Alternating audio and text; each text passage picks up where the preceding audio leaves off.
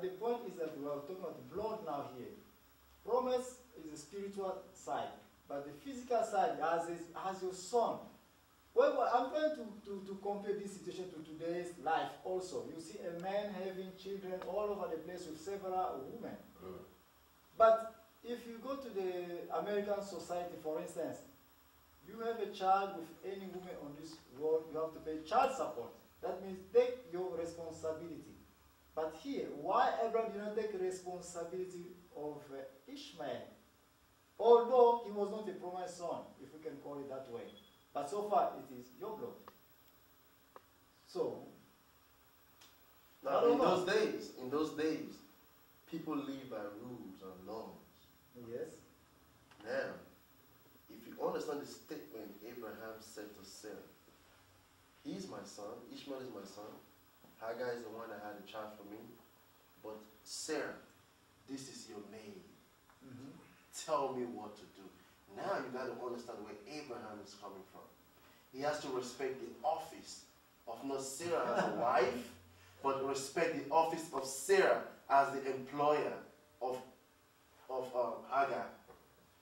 So whatever Sarah says to Abraham, because of that culture, which is by law, Abraham had to accept, even if he wasn't down with it. Oh, sorry if I use the word down, but if he wasn't okay with it. Okay. So by office and by culture of those days, in our days in our society today, a woman just can't tell me, I don't want your son to be in the house. No, that is not the environment we live in anymore. We live in a more civilized. So you want me to call for another woman to come express that if you're correct, that in today's society, a woman cannot tell a man that the son you have with another wife should not be in my house? Yeah. You want me to call another woman? No. I don't know, Pastor Michel, if you have a word to say before I call another woman in the audience to come here defend herself or defend the woman's side. You stay here with me because you are a pastor here, so you hang on here and let us take a small break. By the time we come back, I believe I'll be inviting for another person to come here. Then, Pastor, I'll get back to you also. Thank you. What opportunity. My name is Joaquim Zambuana, and I'm the impresario for this program, and we'll be back shortly. Thank you. God bless you. I am a winner, not a loser. I am a winner. I am a winner, not a loser. I am a winner. In Jesus' name, I am a winner. I am a winner. I am a winner, not a loser. I am a winner. No matter your trouble, devil, I am a victor, not a victim. Whether you devil likes it or not, it must be so. I am a winner, for the Lord has made it so. Winner. In Jesus' name, I am a winner. I am a winner, not a loser. Winner. Whoa! I am a winner. I am a winner, not a loser. I am a winner. Whether you devil likes it or not, I am a winner. I am a winner, not a loser. I am a winner. I am a winner. I am a winner, not a loser. I am a winner. Let the weak say I am strong.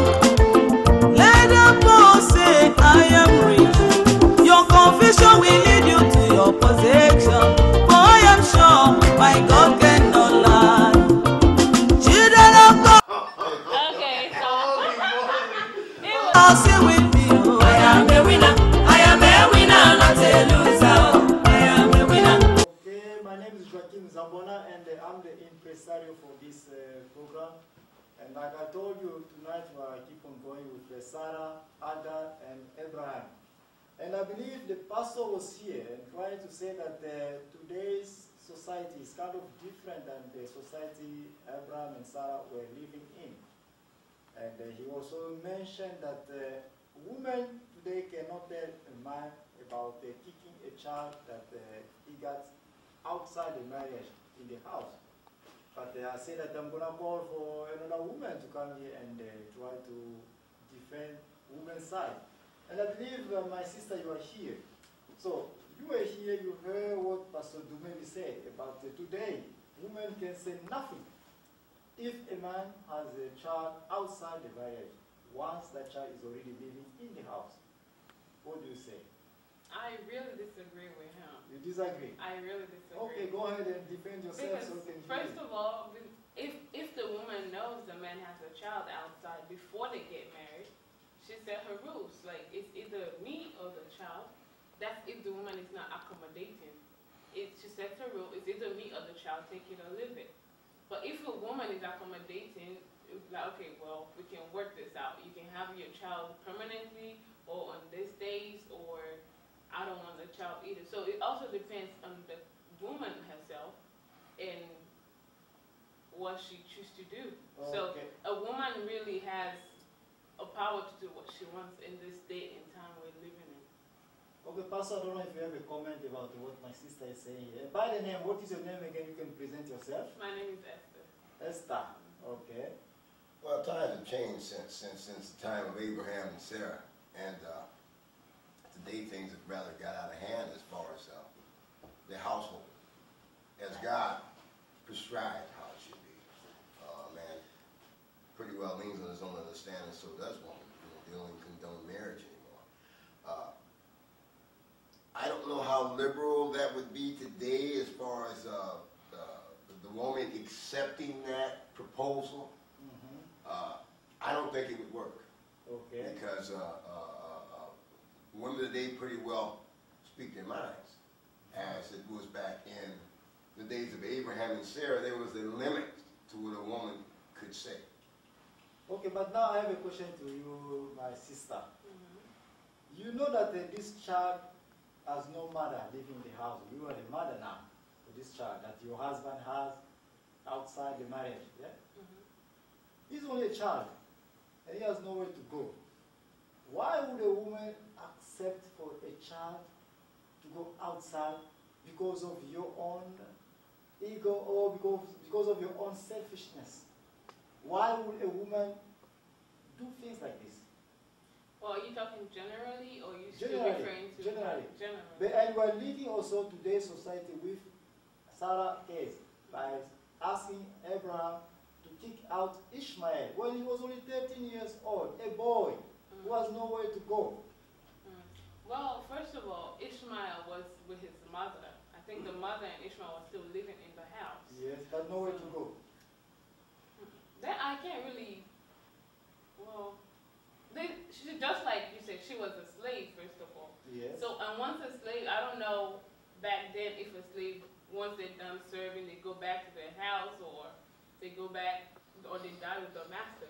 So, I don't know how that works. But at this age and time, if a child has, well, if a mother has a child, and the mother is not there, then It's different. it's different.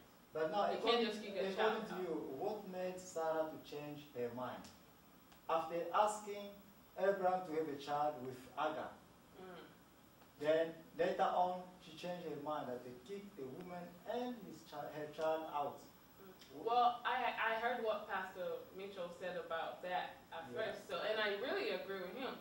So maybe Hagar was becoming a boss over Sarah because of what she had and because of the child she had. That's why Sarah's like, let me take control of this situation before it gets out of hand.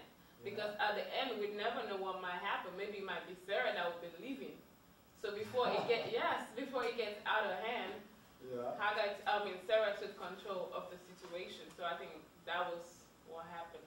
Okay, now going back to our original situation, Pastor, you know that this situation has caused a saga in the world. Because Hagar, having Ishmael, they went to their own side to create a religion that is called Islam. And Isaac on his side also is the father of Jews, which we call today Judaism. Now, according to both of you, who to blame about all this saga? Abraham or Sarah? Well, starting from you, Pastor, defending men. You reap what you sow. Like it was discussed earlier, that Hagar and Ishmael were put out just put out. Everything changed. She dealt with Sarah dealt with Hagar very harshly. Yes. And was put out, and never another word said about it. You know, now God did bless them and told you where they were going to live and what land they were going to. He gave you direction, so we know who they are. Okay.